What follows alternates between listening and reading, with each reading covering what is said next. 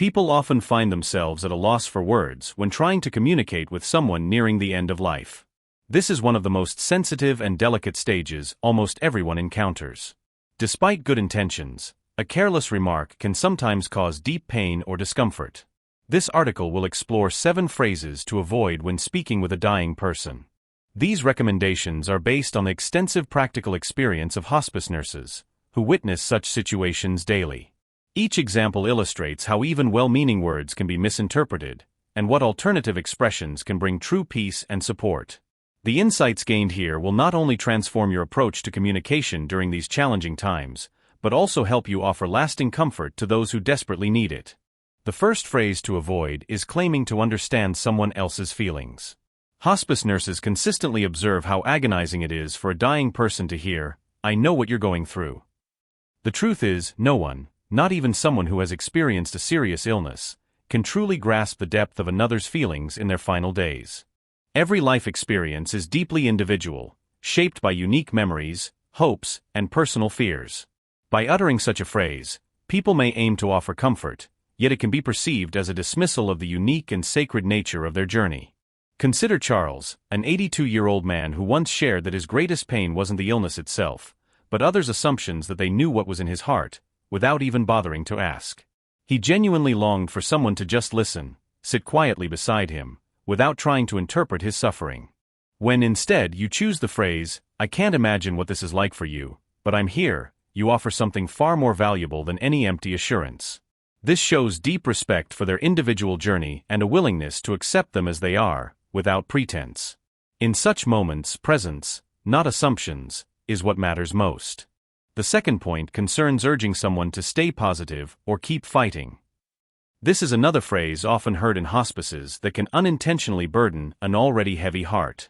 When a dying person is told to remain positive or continue fighting, these words, though meant to encourage, can be perceived as added pressure. It creates the impression that their worth at this critical time depends on their ability to stay brave or resist what they deeply know is inevitable. The final days of life are not a competition to be won or lost. They are a sacred time for honesty, peace, and acceptance. By urging someone to fight harder, you might overlook that they have already given all their strength, and now they need not further pushing, but rather permission to rest. Consider Helen, a 79-year-old neighbor in hospice, who shared that every time someone said, "You can beat this," she felt isolated, as if no one noticed her profound exhaustion. True comfort came not from calls to fight, but from the gentle words of friends who said, "I'm here with you no matter what." These words gave her a different kind of strength, the strength to let go of the struggle and find inner peace. The third point is asserting that everything happens for a reason, or is part of a greater plan.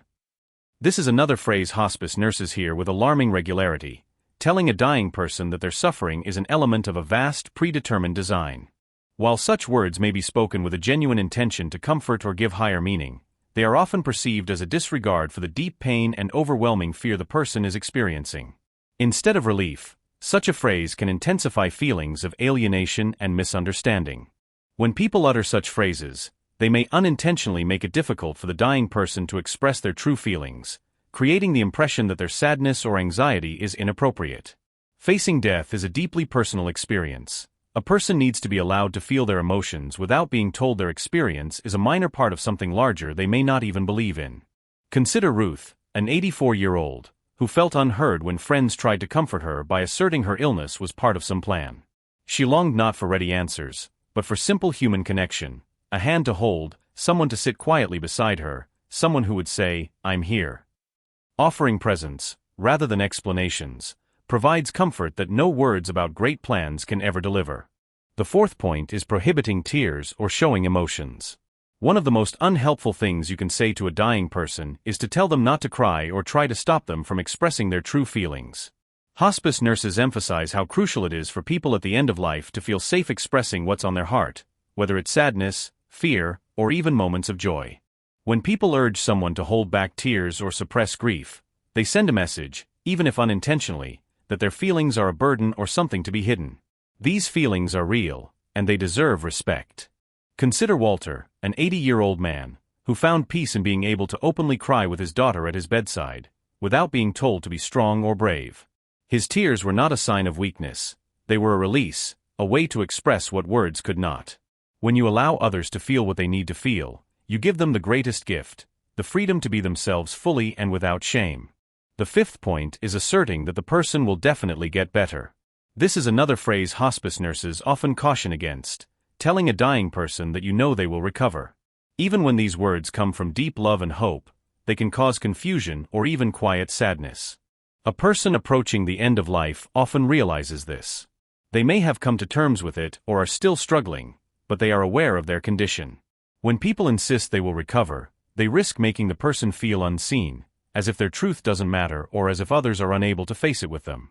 This can intensify their feeling of loneliness at a time when they most need honesty wrapped in kindness.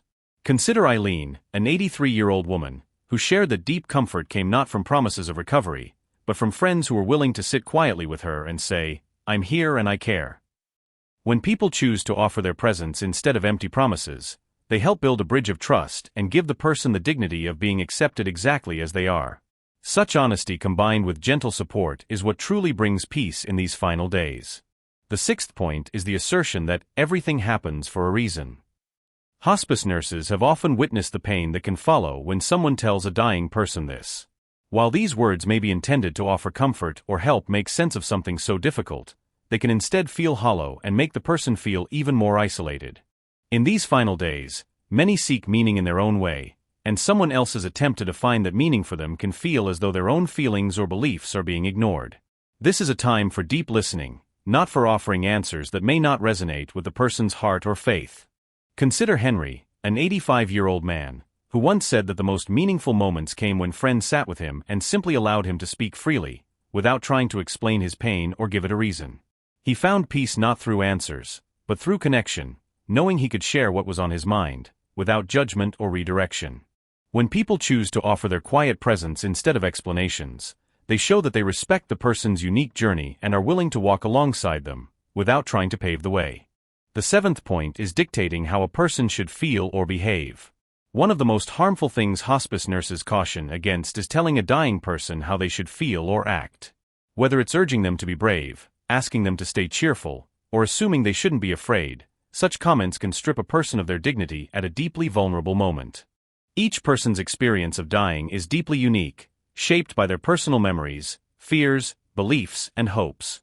When you dictate to a dying person what they should feel, you risk silencing their inner truth and making them feel as though their emotions are somehow wrong or disappointing.